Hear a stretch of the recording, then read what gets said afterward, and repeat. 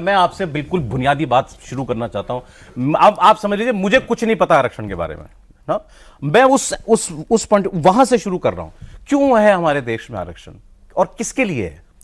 देखिए, हमको बिना लंबे इतिहास में जाए हुए हमें बस इतनी बात समझनी है कि हमारे देश में जो राजकाज की व्यवस्था थी या देश को चलाने की जो व्यवस्था थी, उस व्यवस्था में ज्यादातर लोग उस व्यवस्था के बाहर थे। ओके।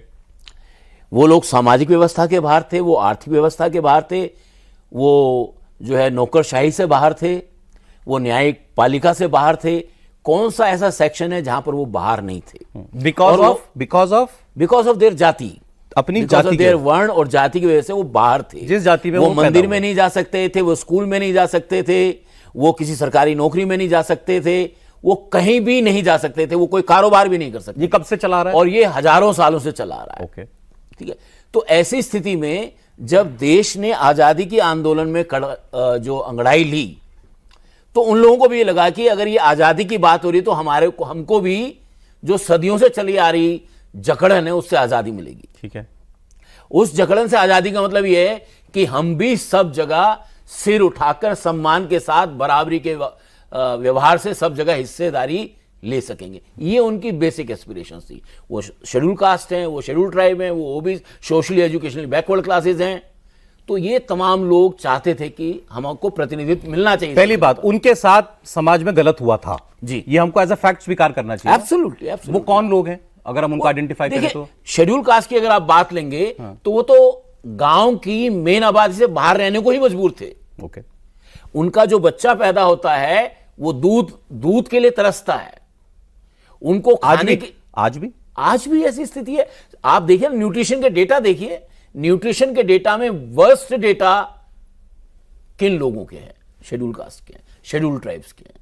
तो ये जो डेटा है, जो फैक्ट्स हैं, हमें समझना पड़ेगा। ये फैक्ट्स हमको बताते हैं कि इनके लिए विशेष प्रयास करने की जरूरत तो है। अब वो और वही किए गए। एब्सोल्युटली। तो शेड्यूल कास्ट और शेड्यूल ट्राइब जी, जब देश आजाद हुआ तो इन दो सेक्शंस के लिए माना गया कि ये सताए हुए दबाए हुए लोग थे और इनको मेन स्ट्रीम में लाने के लिए हमको इनका हाथ पकड़ना पड़ेगा। एब्सोल्युटली। उसके लिए आरक्षण लागू किया गया। एब्सोल्युटली। आरक्षण हम किस किस चीज में देते हैं?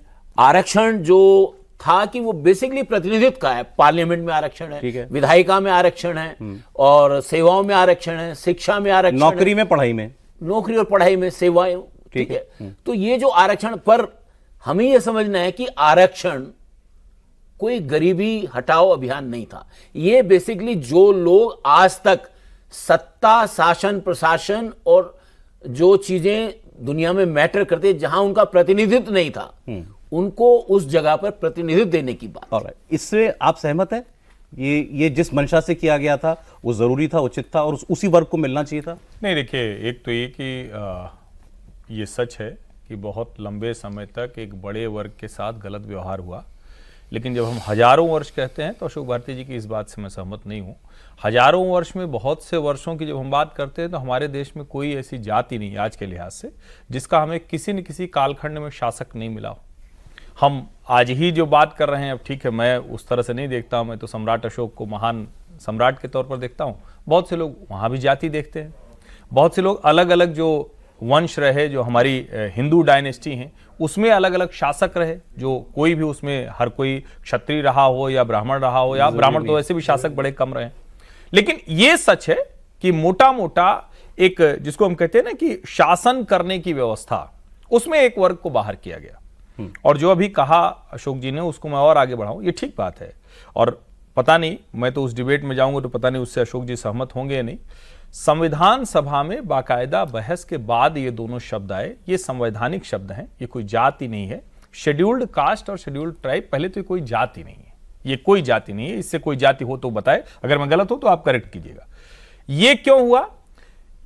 उसका हिंदी में जो अर्थ है अनुसूचित जाति और जनजाति। इसका मतलब कोई अनुसूचित, कोई दबा कुचला पिछला नहीं, पीछे गया नहीं। जिस व्यक्ति को हमें हैंड होल्डिंग करनी है, और बिल्कुल ये गरीबी हटाओ, गरीबी उन्मूलन कार्यक्रम नहीं है, वो सरकार की दूसरी पॉलिसीज होती है, उनको हमें उसमें लाना है। मकसद क्या था? उस हिस्से को जो पीछे छूट गया है उसको हम मुख्य धारा में लाएंगे और धीरे धीरे वो आरक्षण से ऊपर आएगा। हाँ, एक बात समझिए, वो आरक्षण से ऊपर आएगा। अब एक वर्ग हमने मान लिया था कि ठीक है भाई ये 27.5 इतना ही था शायद 27.5 22 ये 22 और 22 हाँ। और 7.5 तो 22% शेड्यूल कास्ट के लिए 7% 15% शेड्यूल कास्ट के लिए और 7.5% शेड्यूल ट्राइब के लिए। तो अगर उतना हमने मान लिया तो मतलब हमने माना कि एक बड़ा वर्ग है जिसको कम से कम अछूत कहकर, जिसको सामाजिक भेदभाव का शिकार नहीं होना पड़ा, वो एक बड़ा वर्ग था। अब आप इसको समझिए, डेफिनेशन समझेंगे तो समझ में आएगा। आज क्या हो गया है? आज उसको उल्टा कर दिया गया। क्यों कर दिया गया? आज हर किसी को आरक्षण चाहिए। क्यों?